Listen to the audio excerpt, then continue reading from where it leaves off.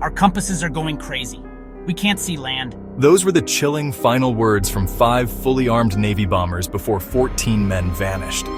Their rescue plane followed, 27 more gone.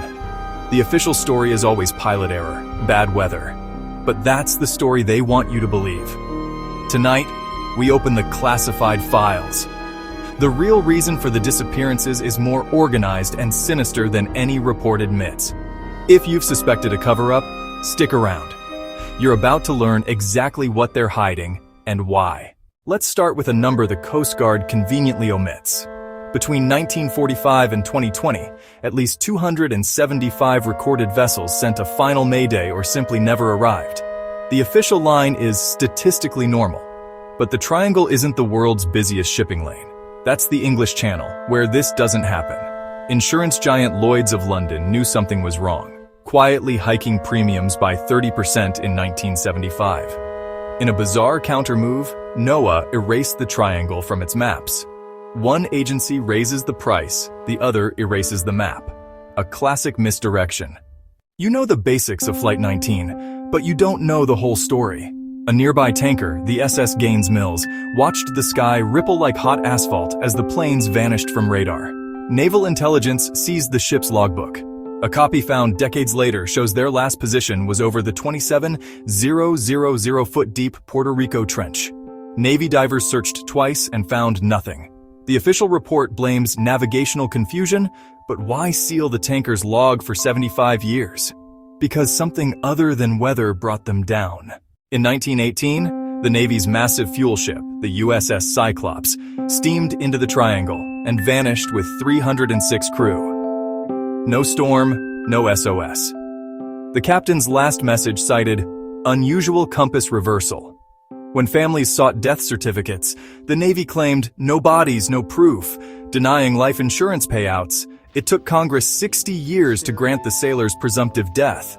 The wreck, with its massive, traceable cargo of manganese ore, has never been located. To complete the cover-up, the Census Bureau quietly removed all 306 men from the 1920 population count, effectively erasing them from history.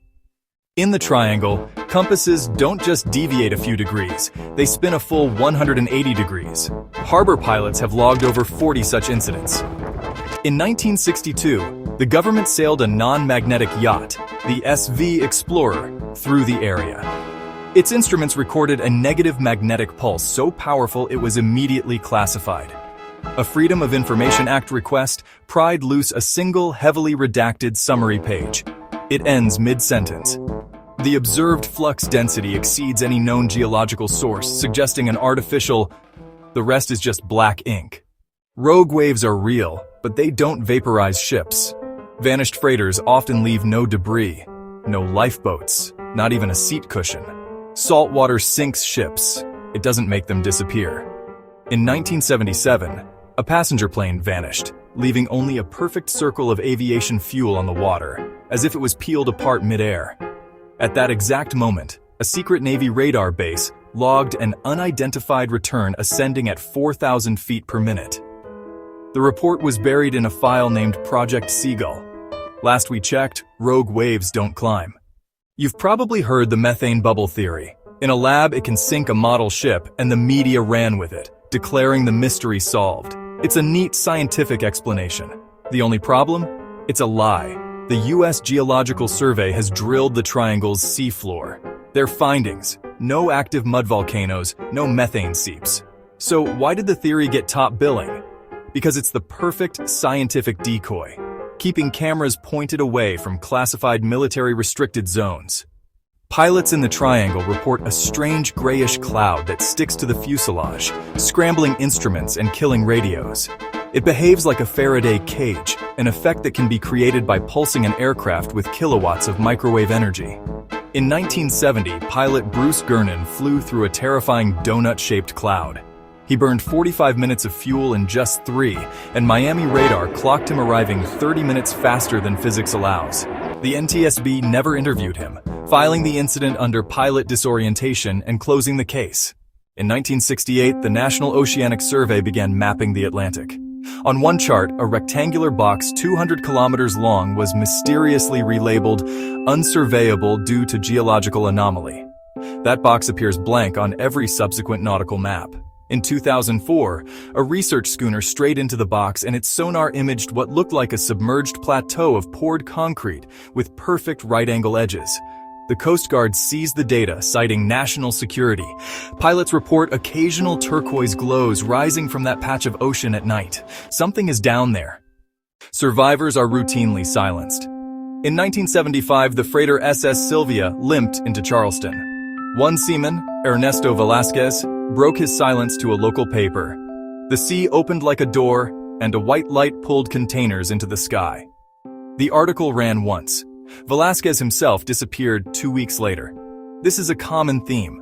Crews rescued missing one man, families told not to talk, insurance payouts contingent on their silence. When a pattern like this repeats, it's not coincidence, it's policy.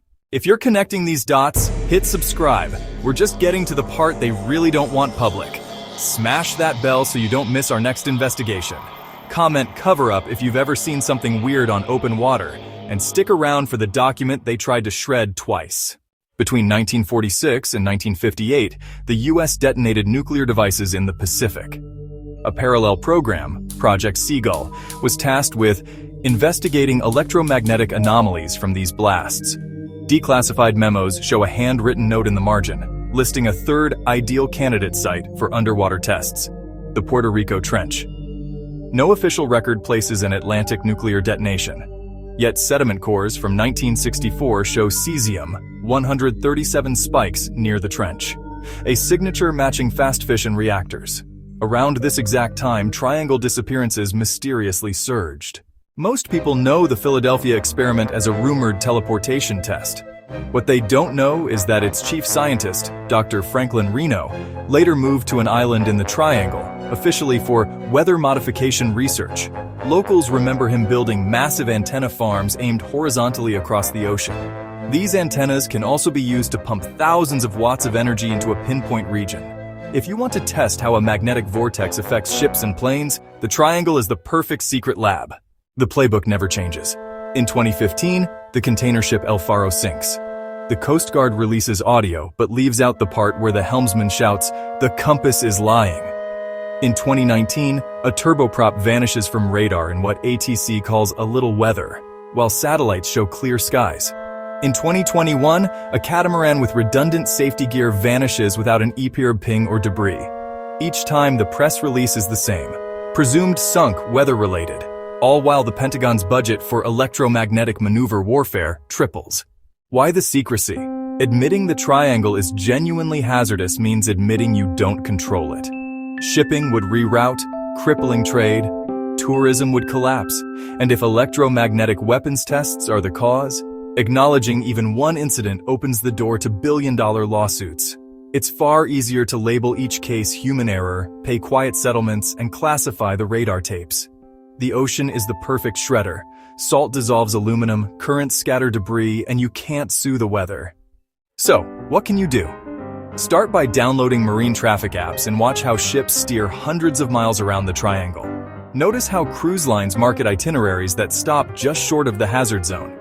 Ask your representatives why the Puerto Rico Trench remains the only mid-Atlantic region without modern survey data.